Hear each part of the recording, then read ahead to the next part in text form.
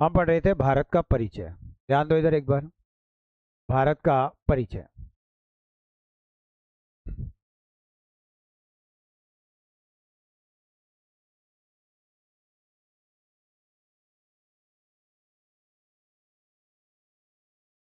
भारत का परिचय। इस परिचय में हमने क्या कहा था कि भारत का परिचय जो है इसको अध्ययन की दृष्टि से हम कितने भागों में बांट सकते हैं? कितने भागों में? 3 भागों में। कौन कौन से थे? नंबर 1, ऐतिहासिक परिचय। ऐतिहासिक परिचय। नंबर 2, राजनैतिक परिचय। और नंबर 3 कौन सा है? भौगोलिक परिचय। भौगोलिक परिचय। ठीक है। ऐतिहासिक परिचय में हमने क्या पढ़ा था? क्या पढ़ा था ऐतिहासिक परिचय में? Very good. कि भारत के नामकरण। नामकरण। दूसरा हम कौन सा चल रहा है अभी हमारा? राजनीतिक परिचय। इसमें हमने अब तक 2 बातें की हैं। कितनी बातें की हैं? 2। कौन कौन सी? एक तो क्षेत्रफल को लेकर, और एक हमने की है जनसंख्या को लेकर। क्षेत्रफल को लेकर और जनसंख्या को लेकर कि भारत का क्षेत्रफल कितना है, और उसके साथ साथ हमने 10 बड़े देश लिखे, उनकी राजधानियां लिखी और उनकी मुद्राएं लिखी। ऐसे ही जनसंख्या के अनुसार 10 बड़े देश कौन से हैं, उनकी राजधानियां क्या हैं और उनकी मुद्राएं क्या हैं। क्लियर है? तो यहां तक की बात अब तक हम कर चुके हैं। अब बात करते हैं आगे।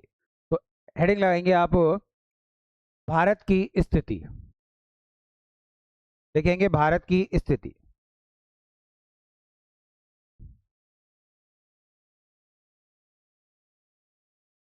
भारत की स्थिति।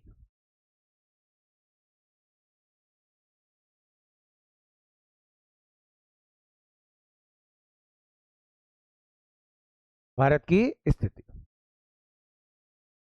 आज ऐसा है, कोई है जो मेरी क्लास में पहली बार हो? पहली बार है आप लोग? ठीक है। और कहाँ गए? अच्छा अच्छा, ठीक, ओके। तो हम बात कर रहे हैं भारत की स्थिति। बिल्कुल जीरो से पढ़ाऊंगा, एक एक चीज क्लियर कर दूंगा। बिल्कुल। आपने जो अब तक रट्टे मारे हैं ना, वो रट्टा नहीं मारना है आपको। चीजों को दिमाग में फिक्स करना है और इस तरीके से पढ़ना है। देखो, जैसे कि ये क्या है? ये पृथ्वी है। क्या पृथ्वी एक गोला है क्या? पृथ्वी एक गोला ही है। पृथ्वी क्या है? एक गोला। ठीक है। और इस पृथ्वी को हम भू भी तो कहते हैं, भू कहते हैं ना।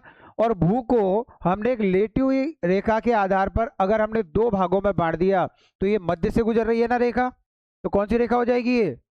भूमध्य रेखा। कौन सी रेखा होगी ये? भूमध्य रेखा। ठीक है। तो भूमध्य रेखा के आधार पर हमने पृथ्वी को 2 भागों में बांट दिया। कितने भागों में बांट दिया? 2 भागों में। क्लियर है बात? ठीक है। अब 2 भाग कैसे?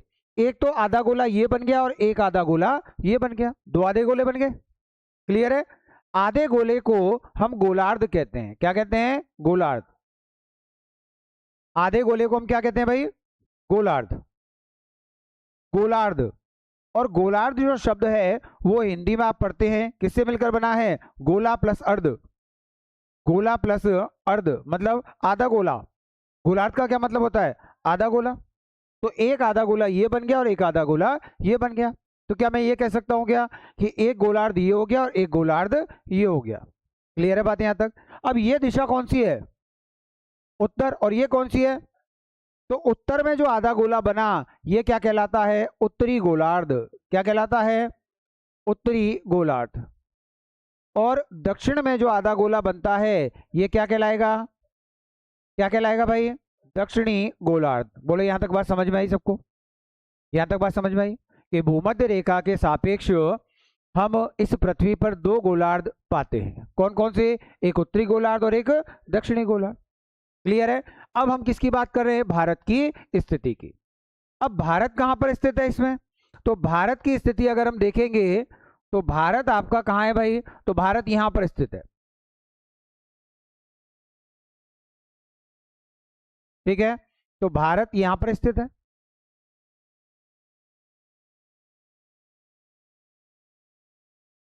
भारत ये रहा। तो कौन से गोलार्ध में? उत्तरी गोलार्ध में। तो पहली स्थिति हमारी यहां से आई, और स्थिति क्या आई कि भूमध्य रेखा के सापेक्ष भारत उत्तरी गोलार्ध में स्थित है। पहली स्थिति क्लियर हो गई। तो भूमध्य रेखा के सापेक्ष भारत कौन से गोलार्ध में है? उत्तरी गोलार्ध में। बोले बात समझ में आई सबको? क्लियर है बात? आगे बढ़े। अब देखो, ये पुनः हमने क्या कर दिया, एक फिर से हमने गोला बना लिया। एक क्या बना लिया? गोला।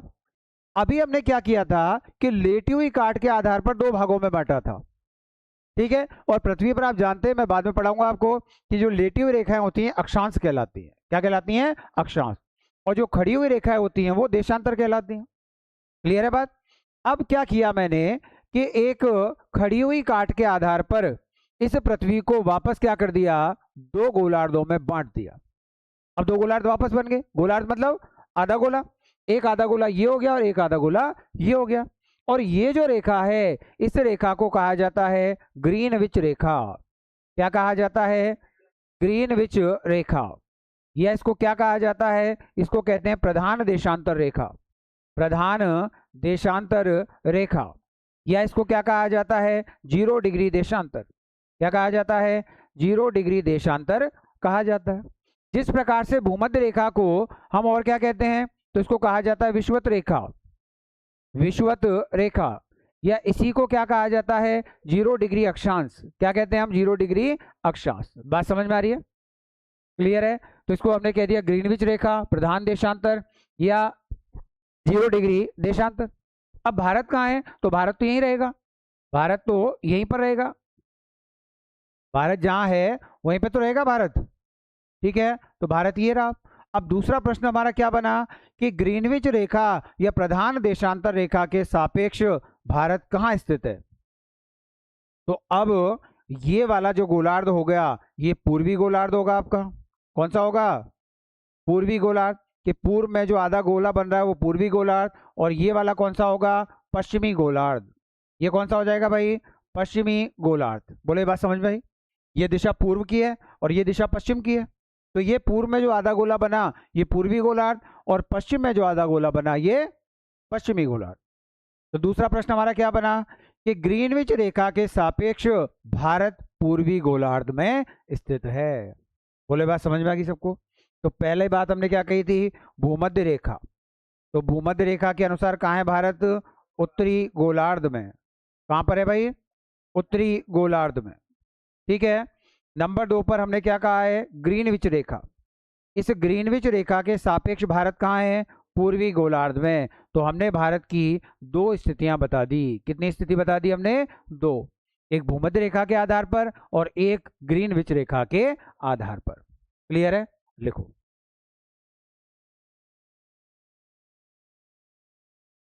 लिखेंगे आप? भूमध्य रेखा के सापेक्ष, भूमध्य रेखा के सापेक्ष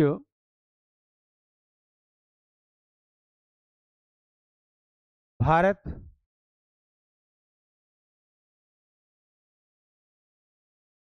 उत्तरी गोलार्ध में स्थित है।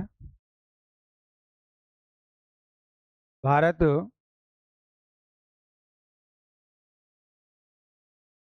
उत्तरी गोलार्ध में स्थित है।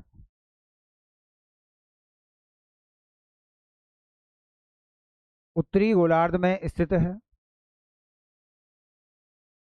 ठीक है। अगला पॉइंट लिखेंगे। मुँह चरम बाद में अंटा दे लियो, पुलिस में लग जाएगा तो फिर मुँह चरम अंटा कहते रहियो, कोई ना रोक भैया। देखें, ग्रीनविच रेखा, ग्रीनविच रेखा या प्रधान देशांतर रेखा, ग्रीनविच रेखा या प्रधान देशांतर रेखा के सापेक्ष,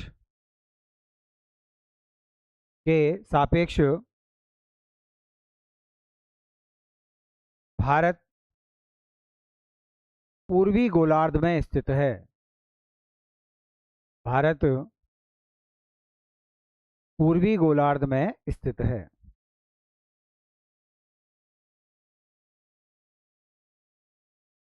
भारत पूर्वी गोलार्ध में स्थित है। क्लियर है? तो दो स्थितियां क्लियर हो गई।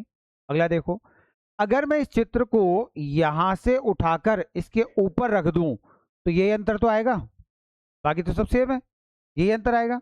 और जब इस भूमध्य रेखा को या अक्षांश और देशांतर को जब एक साथ बनाया जाता है तो यह पृथ्वी की सामान्य स्थिति कहलाती है। क्या कहलाती है? पृथ्वी की सामान्य स्थिति। ठीक है, देखें जरा कि अब हम किसकी बात कर रहे हैं? सामान्य स्थिति की बात कर रहे हैं। किसकी बात कर रहे हैं भाई? सामान्य स्थिति। सामान्य स्थिति। सामान्य स्थिति में हमने क्या कहा कि ये तो हो गई आपकी पृथ्वी, ये हो गई भूमध्य रेखा, और ये हो गई विषुवत रेखा। कौन सी हो गई? विषुवत रेखा। ठीक है, और ये कौन सी स्थिति है? सामान्य स्थिति। तो इसके आगे लिख दिया अपन भूमध्य रेखा। कौन सी रेखा हो गई ये? भूमध्य रेखा। या इसको हमने क्या नाम दिया था? विषुवत रेखा। विषुवत रेखा। ये कौन सी रेखा है? तो ये है ग्रीनविच रेखा। ग्रीनविच रेखा, या इसको हमने क्या नाम दिया था? प्रधान देशांतर। प्रधान देशांतर रेखा। और जब दोनों एक साथ बना दी हमने तो ये क्या कहलाई राघव? सामान्य स्थिति। क्या कहलाती है? सामान्य स्थिति। अब इस सामान्य स्थिति में अगर आप देखें तो इस पृथ्वी पर अब 4 गोलार्ध बन रहे हैं। कितने गोलार्ध बन रहे हैं? 4। बन रहे कि नहीं बन रहे? एक ये रहा, एक ये और एक ये, 4 गोलार्ध बन रहे हैं। तो सामान्य स्थिति में इस पृथ्वी पर कितने गोलार्ध बनते हैं भाई? 4। ये कौन सा हो जाएगा? उत्तरी पूर्वी गोलार्ध। ये कौन सा हो जाएगा? दक्षिणी पूर्वी। ये कौन सा हो जाएगा? दक्षिणी पश्चिमी। और ये कौन सा हो जाएगा? उत्तर पश्चिमी गोलार्ध। क्लियर है? अब भारत कहाँ स्थित है? Very good. कि अब अगर भारत की हम बात करें तो भारत ये रहा, भारत यहां पर स्थित है। और ये कौन सा गोलार्ध होगा? ये कौन सा गोलार्ध हो जाएगा आपका? तो ये हो जाएगा आपका उत्तरी पूर्वी गोलार्ध। कौन सा हो जाएगा भाई? उत्तरी पूर्वी गोलार्ध। तो अगली स्थिति हमारी क्लियर होती है, सामान्य स्थिति। कि सामान्य स्थिति में जो भारत है यह पृथ्वी के उत्तरी पूर्वी गोलार्ध में स्थित है। अगर आपसे नॉर्मल ये पूछ लिया जाए कि भारत कहाँ स्थित है तो आप उत्तर यही करेंगे, उत्तरी पूर्वी गोलार्ध। जब तक प्रश्न में भूमध्य रेखा या विषुवत ग्रीनविच रेखा का जिक्र ना हो तब तक आपका उत्तर यही रहेगा, तब तक आपका उत्तर। क्लियर है बात? तो सामान्य स्थिति में भारत कहाँ पे है भाई? उत्तरी पूर्वी गोलार्ध में है। कौन से गोलार्ध में? उत्तरी पूर्वी गोलार्ध। क्लियर है? आगे देखो। अच्छा, आपने एक विषय का नाम सुना है क्या? और इसको कहा जाता है वास्तु। कहते हैं ना वास्तुशास्त्र, पढ़ा है ना? कई लोग अपने घरों का, ऑफिस का जो निर्माण है वास्तु के अनुसार करवाते हैं कि रसोई इधर होनी चाहिए, किचन इधर होनी चाहिए, बेडरूम इधर होना चाहिए, लेट बाथ इधर होने चाहिए। होता ना? कई लोग कहते हैं तुम्हारे घर में ना वास्तु दोष है, कहते हैं ना? तो वास्तु के अनुसार किसी भी स्थान के 4 कोण होते हैं। कितने कोण होते हैं? 4। कि वास्तु के अनुसार किसी भी स्थान के कितने कोण होते हैं? 4। कोई भी स्थान हो, अगर इस रूम की हम बात करें तो इसके भी कितने कोण हैं? 4। दिख रहे हैं आपको चारों कोण? कहाँ है बताओ जरा मुझे? 1, 2, 3 और 4। अगर मैं इन दीवारों को इधर खिसका दूं बीच में से तो फिर तो 6 कोण हो जाएंगे। क्यों यार? इसको मैं उधर खिसका दूं, उसको भी थोड़ा सा इधर खिसका दूं तो बीच में कोण ही तो बन जाएगा। 6 हो गए। इधर भी कर दूं। इसका मतलब ये हुआ कि किसी भी स्थान के कोणों का निर्धारण उसके बीच में से होता है। कहां से होता है? बीच में से। जैसे बीच में हमने यहां किया। अब पृथ्वी पर आप देखो 4 कोण बन रहे हैं। एक तो ये कोण बन रहा है, एक ये कोण बन रहा है, एक ये कोण बन रहा है और एक ये कोण बन रहा है। 4 कोण बन रहे हैं कि नहीं बन रहे? पक्का? अब ये वाला जो कोण है इस कोण को कहा जाता है ईशान कोण। क्या कहते हैं? ईशान कोण कहते हैं। क्या कहते हैं? ईशान कोण। तो प्रश्न बना कि वास्तु के अनुसार भारत पृथ्वी के किस कोण में स्थित है? ईशान कोण में। कौन से कोण में? ईशान कोण में। ये वाला जो कोण है इसको कहा जाता है आग्नेय कोण। क्या कहते हैं इसको? आग्नेय कोण। ये वाला जो कोण है, ये वाला, इसको कहा जाता है नैऋत्य कोण। नैऋत्य कोण। और ये वाला जो कोण है, इस कोण को क्या कहा जाता है? तो इसको कहा जाता है वायव्य कोण। क्या कहते हैं इसको? वायव्य कोण इसको कहा जाता है। बोले बात समझ में आई? ये बात समझ में आई आपके? क्लियर है? तो हमने क्या कहा कि एक तो सामान्य स्थिति में जो भारत है वो उत्तरी पूर्वी गोलार्ध में स्थित है। दूसरी बात, वास्तु के अनुसार किसी भी स्थान के कितने कोण होते हैं? चार। चार कोण होते हैं। अगली बात कि भारत पृथ्वी के किस कोण में स्थित है? कौन से कोण में? ईशान कोण में। कौन से कोण में? ईशान कोण में। बोलो यहां तक क्लियर है? पक्की बात? बढ़े आगे। अगला देखो, जहां पर भी ये चारों कोण आपस में मिलते हैं, यहां मिल रहे हैं चारों कोण, इस स्थान को क्या कहा जाता है? तो इस स्थान को कहा जाता है ब्रह्मा स्थान। क्या कहा जाता है? ब्रह्मा स्थान कहा जाता है, या भगवान का स्थान माना जाता है। या क्या माना जाता है? भगवान का स्थान। और अगर मैं आपको बताऊं कि प्राचीन काल में जब विश्व के मानचित्र बनाए, विश्व के मानचित्र लोगों ने बनाए, चाहे वो एनाक्सीमेंडर हो चाहे टॉलमी हो, जिन्होंने भी विश्व के मानचित्र बनाए, उनके पृथ्वी के बीचों बीच में उन्होंने भगवान के स्थान माना, ईसा मसीह का स्थान माना। ठीक है? तो इनके बीचों बीच में किसका स्थान है? भगवान का स्थान। तो इस स्थान को क्या कहा जाता है? ब्रह्मा स्थान। आजकल तो खैर नहीं है, लेकिन पुराने घरों में आप देखोगे तो एक आंगन होता था। आंगन के बिल्कुल बीच में एक तुलसी का पौधा हुआ करता था। वो बीच में ही क्यों था? क्योंकि वहीं पर क्या है? भगवान का स्थान है। आप मंदिरों में जाते हो, मूर्ति बिल्कुल बीच में होती है, फिर उसके चारों ओर परिक्रमा मार्ग होता है। बीच में ही क्यों है? क्योंकि वास्तु के अनुसार वहीं पर भगवान का स्थान है। क्लियर है? तो सामान्य स्थिति में भारत कहाँ है भाई? उत्तरी पूर्वी गोलार्ध में। वास्तु के अनुसार कौन से कोण में? ईशान कोण में। लिखो।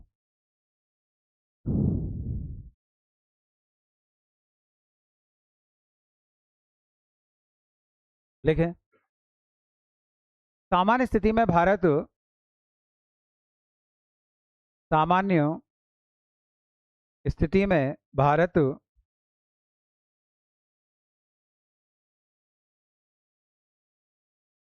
उत्तरी पूर्वी गोलार्ध में स्थित है। उत्तरी पूर्वी गोलार्ध में स्थित है।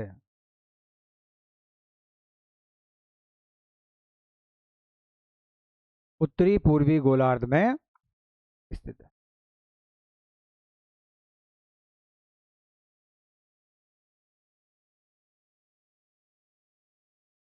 अगला लिखेंगे, वास्तु के अनुसार भारत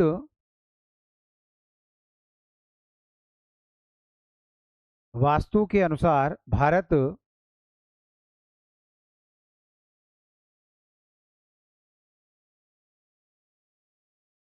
पृथ्वी के ईशान कोण, पृथ्वी के ईशान कोण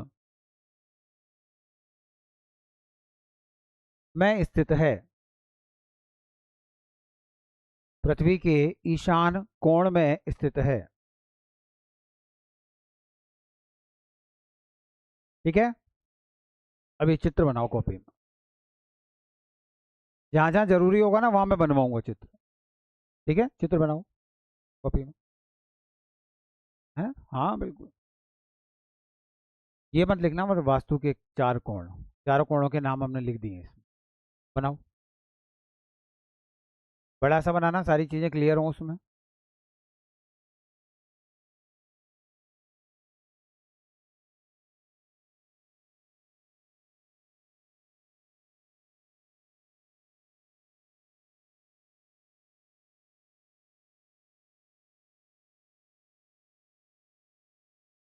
कोई बात नहीं, ऐसा बना लो जो चीजें समझ में आ जाए।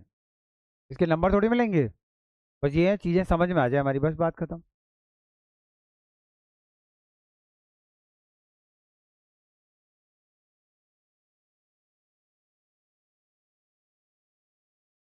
धीरे धीरे जब तक अपनी क्लास खत्म होगी ना, तब तक आपको इंडिया या भारत इन सब का मैप बनाना आ जाएगा आपको।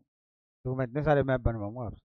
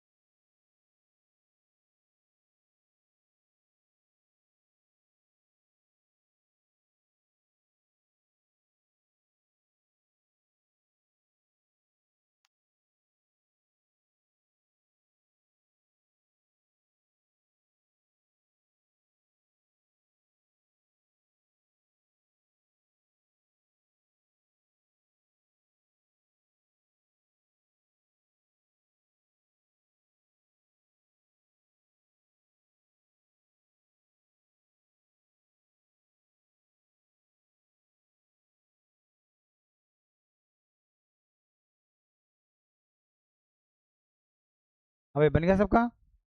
बढ़े आगे। देखो राघव, बन गया। चलो देखो आगे देखें भाई एक बार जरा।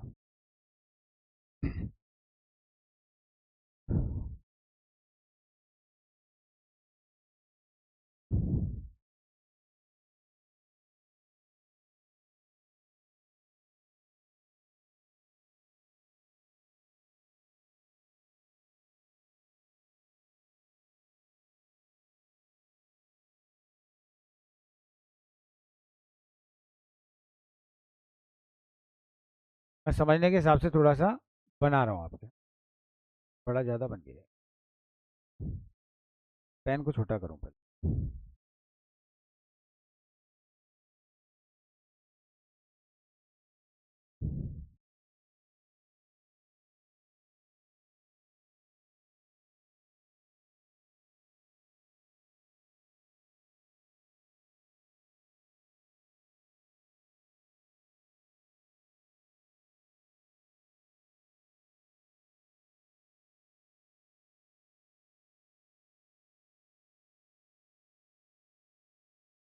ठीक है भाई,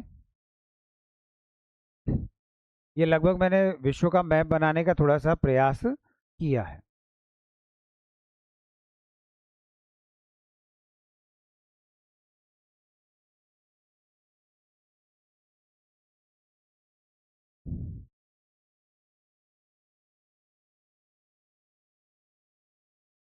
देखो जरा, अगर मैं इस विश्व को बराबर 4 भागों में बांटूं, बराबर मैंने कितने भागों में बांट दिया?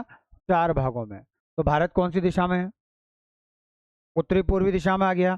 तो यहीं से हमारा प्रश्न बन गया कि विश्व में भारत कौन सी दिशा में स्थित है? उत्तरी पूर्वी दिशा में, उत्तरी पूर्वी दिशा में। ठीक है, और अगली बात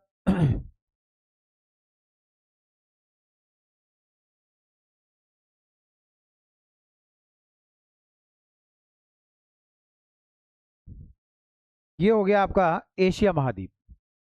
लगभग क्या मानेंगे आप इसको? एशिया महाद्वीप।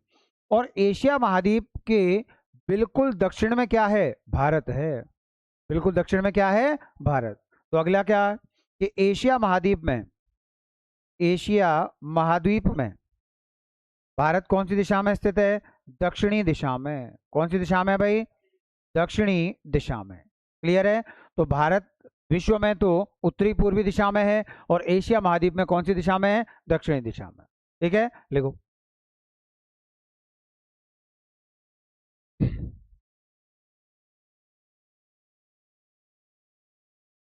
लेकिन विश्व में,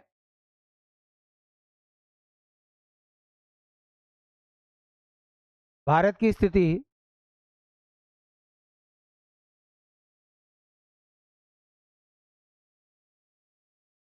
विश्व में भारत की स्थिति उत्तरी पूर्वी दिशा में है। उत्तरी पूर्वी दिशा में है।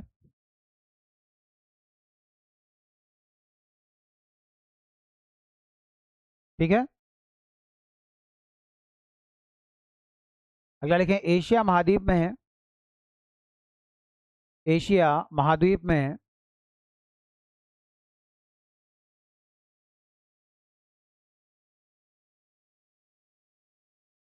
भारत दक्षिणी दिशा में स्थित है। भारत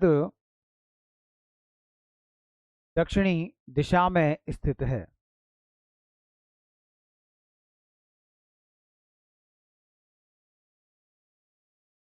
दक्षिणी दिशा में स्थित है। तो ये थी आपकी भारत की स्थिति। अलग अलग चीजों के आधार पर भारत की स्थिति क्या है, देखो। अब एक बार वापस देखेंगे जरा, और मुझे बताते चलेंगे सब लोग। ठीक है, नंबर 1 पर हमने क्या पढ़ा? भूमध्य रेखा। कि भूमध्य रेखा के सापेक्ष भारत कहां पर स्थित है भाई? उत्तरी गोलार्ध में। कहां पर है? उत्तरी गोलार्ध में। ठीक है, नंबर 2 पर हमने क्या पढ़ा? ग्रीनविच रेखा। ग्रीनविच रेखा, और ग्रीनविच रेखा के अनुसार भारत कहां पर है? पूर्वी गोलार्ध में। कौन से गोलार्ध में? पूर्वी गोलार्ध में। अगला तीसरा हमने देखा सामान्य स्थिति। सामान्य स्थिति। और सामान्य स्थिति में भारत हमने कहाँ बताया था? उत्तरी पूर्वी गोलार्ध में। कहाँ पर है? उत्तरी पूर्वी गोलार्ध में। ठीक है, इसके बाद हमने क्या कहा? चौथा, वास्तु के अनुसार। वास्तु के अनुसार भारत किस कोण में है? ईशान कोण में। कौन से कोण में है? ईशान कोण में। अगली बात, पांचवा, विश्व में हमने भारत कौन सी दिशा में बताया था? उत्तरी पूर्वी दिशा में। उत्तरी पूर्वी दिशा में। ठीक है, और इसके बाद लास्ट हमने क्या देखा है 6 नंबर पर? एशिया महाद्वीप में। कि एशिया महाद्वीप में भारत कौन सी दिशा में है? तो दक्षिणी दिशा में। कौन सी दिशा में? दक्षिणी दिशा में। क्लियर है? तो यहां तक की हमने बात कर ली है। बोलो इसमें किसी को दिक्कत कोई? सारी चीजें मैंने खोल खोल के एक एक आपको बता दी है, और ये ध्यान रखना आप। और सामान्य रूप से अगर आपसे पूछे कि भारत कहाँ स्थित है, तो उत्तर क्या करोगे? उत्तरी पूर्वी गोलार्ध। ठीक है, नेक्स्ट लिखें आप भारत का विस्तार। हाँ, अगला लिखेंगे आप भारत का विस्तार। भारत का विस्तार।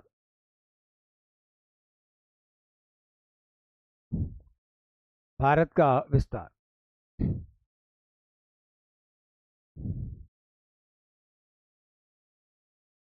ठीक है, ध्यान दो इधर।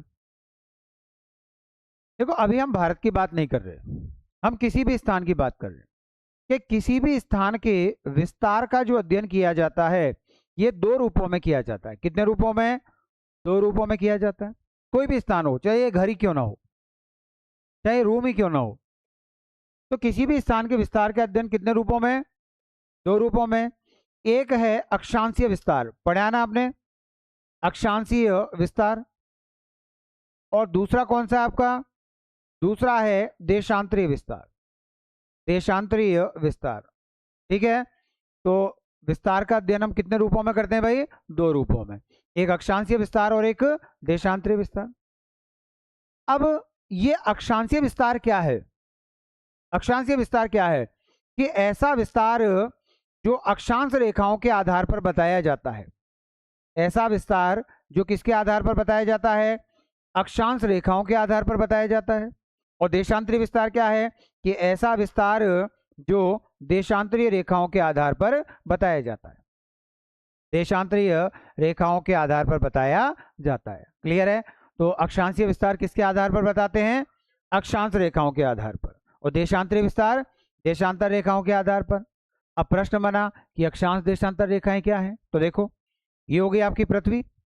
इस पृथ्वी पर ये हो गया आपका, क्या हो गया? साउथ। ये हो गया नॉर्थ, दक्षिण, उत्तर, पूर्व, और ये पश्चिम। पृथ्वी पर पश्चिम से पूर्व दिशा में खींची गई जो काल्पनिक रेखाएं हैं, कैसी रेखाएं हैं? काल्पनिक, इमेजिनरी लाइंस। कि वास्तविकता में पृथ्वी पर ऐसी कोई रेखाएं बनी हुई नहीं है, ये तो मानव ने अपनी सहूलियत के लिए बनाई है। तो ऐसी काल्पनिक रेखाओं को हम क्या कहते हैं? अक्षांश कहते हैं। क्या कहते हैं इनको? अक्षांश कहा जाता है। और पृथ्वी पर उत्तर से दक्षिण दिशा में खींची गई जो काल्पनिक रेखाएं हैं, ये भी कैसी हैं? काल्पनिक। ये क्या कहलाती हैं? तो इनको देशांतर कहा जाता है। क्या कहा जाता है? देशांतर। क्लियर है? कि पश्चिम से पूर्व, हालांकि परिभाषा ऑथेंटिक नहीं है, जब मैं अक्षांश देशांतर पढ़ाऊंगा तब बताऊंगा कि ऑथेंटिक परिभाषा क्या है। अभी आप समझने के लिए इतना ध्यान रखो कि पश्चिम से पूर्व दिशा में खींची गई काल्पनिक रेखाएं क्या कहलाती हैं? अक्षांश। और उत्तर से दक्षिण दिशा में खींची गई काल्पनिक रेखाएं क्या कहलाती हैं? देशांतर। तो ये दोनों ही रेखाएं कैसी हैं? काल्पनिक हैं। ये दोनों ही रेखाएं कैसी हैं भाई? काल्पनिक। इसका मतलब ये है कि पृथ्वी पर वास्तव में ऐसी कोई रेखाएं नहीं हैं। ये तो 19वीं शताब्दी के अंत में इन रेखाओं का निर्धारण किया गया। अब प्रश्न ये बनता है कि इन रेखाओं का निर्धारण जब किया गया है तो इसका कोई कारण भी तो होगा। क्यों किया गया? क्यों किया गया? बता सकता है कोई? कि अगर इन रेखाओं को बनाया गया है तो इनका कोई मतलब भी तो होगा। क्या मतलब है? देखो, अक्षांश रेखाओं के आधार पर दो चीजों का निर्धारण किया जाता है। दो चीजों का निर्धारण। हाँ,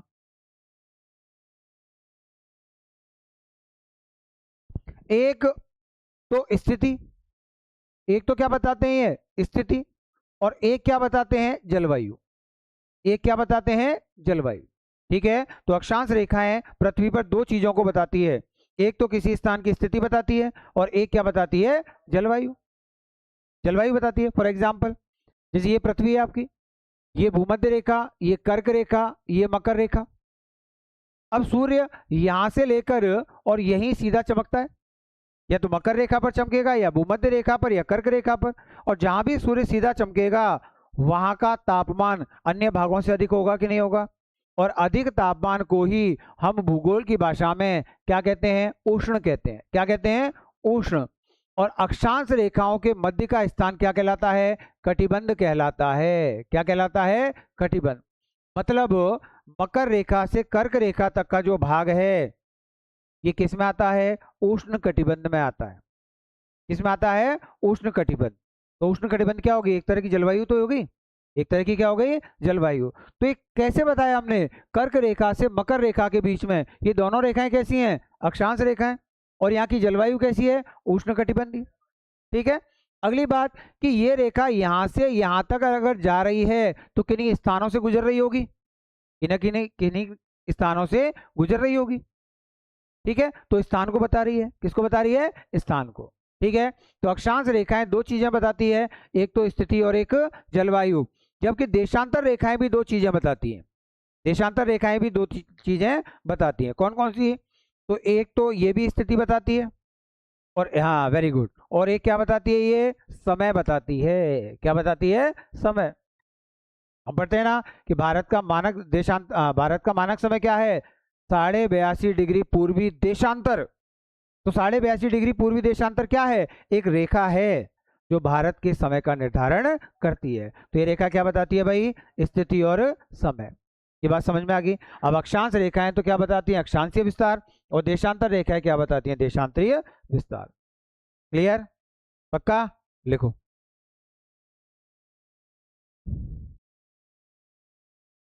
देखेंगे, किसी स्थान के विस्तार का अध्ययन, किसी स्थान के विस्तार का अध्ययन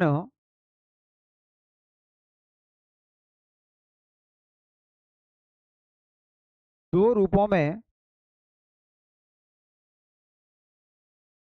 दो रूपों में किया जाता है।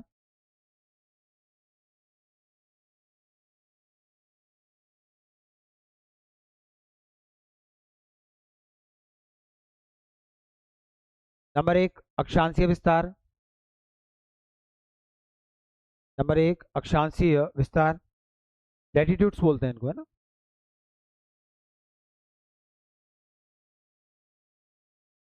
अक्षांशीय विस्तार। नंबर दो, देशांतरीय विस्तार। नंबर दो, देशांतरीय विस्तार।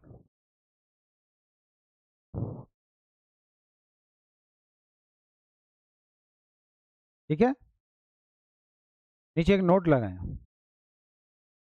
नोट लिखें एक नीचे।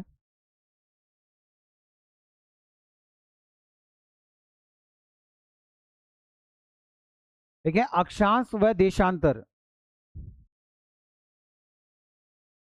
अक्षांश व देशांतर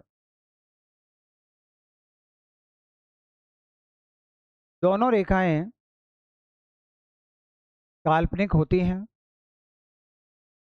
दोनों रेखाएं काल्पनिक होती हैं।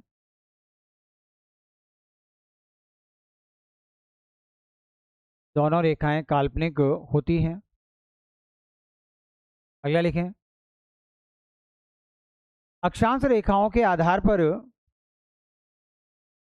अक्षांश रेखाओं के आधार पर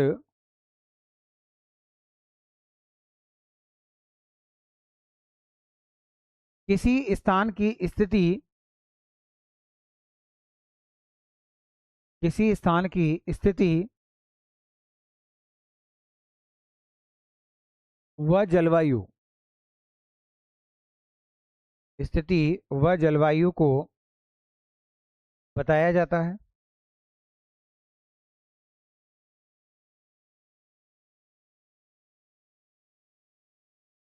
जबकि देशांतर रेखाओं के आधार पर, जबकि देशांतर रेखाओं के आधार पर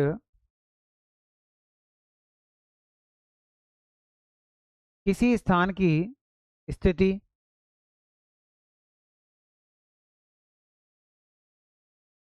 दूसरा कौन सा है, स्थिति और समय का निर्धारण किया जाता है। किसी स्थान की स्थिति व समय का निर्धारण किया जाता है।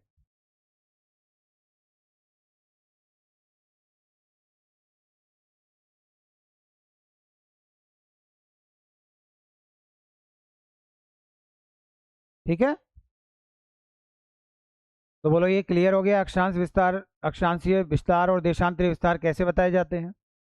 और नंबर 1 पर हेडिंग लगाएंगे आप, भारत का अक्षांशीय विस्तार।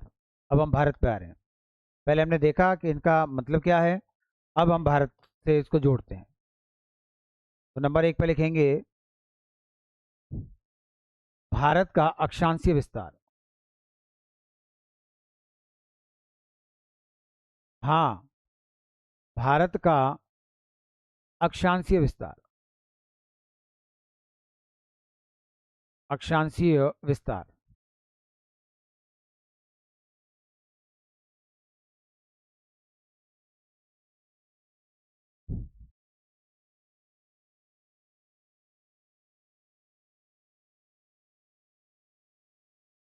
ठीक है, और एक बार नाम बताओ मुझे, क्या नाम है।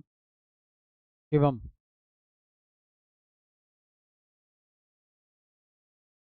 अजय।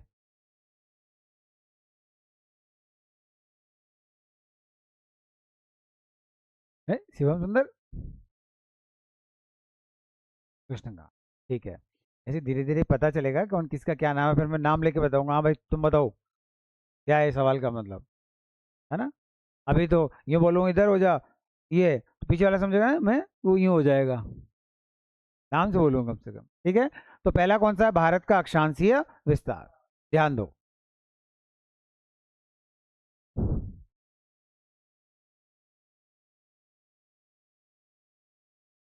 चिंता मत करो, तुम्हारी कॉपी से कुछ बाहर जाने नहीं दूंगा मैं। अरे यार बड़ा बन गया।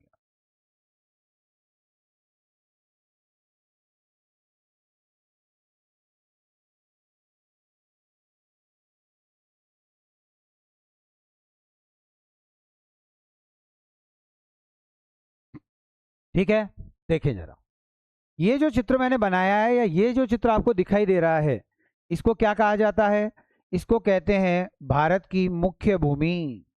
क्या कहा जाता है, भारत की मुख्य भूमि, mainland of India, Bharat की मुख्य भूमि। लेकिन जब मैं इसमें द्वीप समूहों को भी शामिल कर दूं, तो फिर ये संपूर्ण भारत कहलाता है। क्या कहलाता है, संपूर्ण भारत। ठीक है, जैसे यहां पर एक भारत का द्वीप समूह है जिसका नाम है अंडमान निकोबार। क्या नाम है भाई इसका, है कि नहीं है। ठीक है, इसको भी पढ़ेंगे अपन, अंडमान निकोबार, ये भी तो भारत का हिस्सा है, लेकिन ये संपूर्ण भारत में आएगा। ये किस में आएगा, संपूर्ण भारत में। और ये क्या है, ये भारत की मुख्य भूमि है। क्लियर बात, ये समझ में आई यहां तक।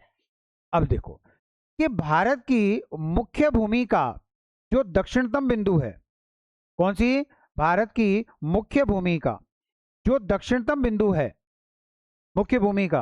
कई बार आप कंफ्यूज होते हैं कि यार कभी तो कन्याकुमारी बता रहा है, कहीं इंदिरा पॉइंट बता रहा है, बोले चक्कर क्या है। अब समझना इस बात को, हाँ अब समझोगे इस बात को, कि भारत की मुख्य भूमि का जो दक्षिणतम बिंदु है, यह 8 डिग्री और 4 मिनट उत्तरी अक्षांश पर स्थित, उत्तरी अक्षांश पर स्थित स्थान का नाम क्या है, कन्याकुमारी अंतरीप। क्या नाम है भाई, कन्याकुमारी अंतरीप। अंतरीप, अंतरीप मतलब कैप, ऐसा भूभाग जो समुद्र में आगे की ओर निकला हुआ हो, वो अंतरीप कहलाता है, उसको कैप कहते हैं। जब आप विश्व का मैप देखोगे तो आपको कई जगह उसमें कैप लिखा है, दिखेगा, कैप अग्लुहास। ठीक है, तो इसका मतलब क्या होता है कि ऐसा भाग जो समुद्र में आगे की ओर निकला हुआ होता है, वो क्या कहलाता है, अंतरीप कहलाता है। तो ये एक तरह से अंतरीप है कन्याकुमारी। तो भारत का जो मुख्य भूमि का जो दक्षिणतम बिंदु है ये 8 डिग्री 4 मिनट उत्तरी अक्षांश पर स्थित कन्याकुमारी अंतरीप, या इसको इंग्लिश में कहा जाता है कैप कैमेरोन, कैप कैमेरोन इसको कहा जाता है। और ये कौन से राज्य में है? तो राज्य का नाम है तमिलनाडु। क्या नाम है? तमिलनाडु। तो भारत की मुख्य भूमि का दक्षिणतम राज्य कौन सा हो गया भाई आपका? तमिलनाडु। ठीक है। तो भारत की मुख्य भूमिका अगर आप पूछेगा आपको तो आप दक्षिणी बिंदु करेंगे कन्याकुमारी अंतरीप या कैप कैमेरोन। और इसकी स्थिति क्या है? तो 8 डिग्री और 4 मिनट। लेकिन अगर हम संपूर्ण भारत की बात करें तो ये होगा बिंदु दक्षिणतम, है कि नहीं है? यही है। तो यहां भारत का दक्षिणतम बिंदु है संपूर्ण भारत का। इसकी स्थिति क्या है? तो 6 डिग्री और 45 मिनट उत्तरी अक्षांश, 6 डिग्री और 45 मिनट उत्तरी अक्षांश। यहां अंतिम जो द्वीप है इसका नाम है ग्रेट निकोबार। क्या नाम है? ग्रेट निकोबार। और इस ग्रेट निकोबार का जो अंतिम बिंदु है इसको कहा जाता है इंदिरा पॉइंट। क्या कहते हैं? इंदिरा पॉइंट। तो ध्यान रहेगी ये बात, ध्यान रहेगी कि भारत का दक्षिणतम बिंदु तो इंदिरा पॉइंट है, लेकिन भारत की मुख्य भूमि का दक्षिणतम बिंदु कौन सा है? कन्याकुमारी अंतरीप या कैप कैमेरोन। आ रही बात समझ में? तो मुख्य भूमि का कौन सा हो गया आपका? मूर्खों, कैप कैमेरोन हो गया। मैं हाथ इधर कर रहा हूं तो इधर चल दिए। मुख्य भूमि का, तो मुख्य भूमि का तो कौन सा है? कन्याकुमारी अंतरीप। और संपूर्ण भारत का कौन सा? इंदिरा पॉइंट। अब ये जो इंदिरा पॉइंट है, आप ध्यान रखोगे कि 2004 में भारत में सुनामी आई थी। दिसंबर 2004 में भारत में क्या आई थी? सुनामी। और सुनामी में ये स्थान क्या हो गया? नष्ट हो गया। ये स्थान क्या हो गया? नष्ट हो गया। लेकिन हम मानते हैं कि आज भी हमारे पास जो दक्षिणतम बिंदु है वो इंदिरा पॉइंट है। अपन अपने क्षेत्रफल को कम क्यों करें? क्यों करें? नहीं करेंगे हम तो। ठीक है। तो हमारा दक्षिणतम बिंदु कौन सा भाई? इंदिरा पॉइंट। लेकिन वास्तविकता क्या है कि 2004 की सुनामी में ये क्या हो गया? नष्ट हो गया। ठीक है। 1984 में श्रीमती इंदिरा गांधी जी की मृत्यु हुई और उसके बाद 1985 में इसका नामकरण किया गया इंदिरा पॉइंट। इसका मतलब ये हुआ कि 1985 से पहले भी इसके कुछ नाम होंगे, इसके कुछ नाम होंगे। तो इसी इंदिरा पॉइंट को क्या कहा जाता है? इसको कहा जाता है पिगमिलियन पॉइंट। क्या कहते हैं? पिगमिलियन पॉइंट। इसी को कहा जाता है पार्सन पॉइंट। पार्सन पॉइंट इसी को कहा जाता है। और इसी को कहा जाता है ला हिचिंग पॉइंट। क्या कहा जाता है भाई? ला हिचिंग पॉइंट भी इसको कहा जाता है। तो ये सारे के सारे किसके नाम है भाई? इंदिरा पॉइंट के ही नाम है। अब किसी के दिमाग में एक बात चल रही है, और बात ये चल रही है कि साहब हम भारत की शुरुआत यहां से भी तो कर सकते थे, आपने यहां से क्यों नहीं करी? आपने यहां से क्यों करी? एक सवाल और चल रहा है क्या कि साहब ये दक्षिणी बिंदु है तो आपने उत्तरी क्यों लिखा है? दक्षिणी होना चाहिए था, ये दक्षिणी होना चाहिए था। तो ध्यान दो कि ये पृथ्वी है और पृथ्वी पर ये भूमध्य रेखा, ये उत्तरी गोलार्ध और ये दक्षिणी गोलार्ध। हमने क्या बताया था कि भारत उत्तरी गोलार्ध में स्थित है। तो उत्तरी गोलार्ध में जितने भी अक्षांश होंगे ये सारे के सारे उत्तरी अक्षांश होंगे। बिंदु भले ही दक्षिणी है, सारे कौन से होंगे? उत्तरी अक्षांश। बात समझ में आ गई? तो उत्तरी इसलिए लिखा है।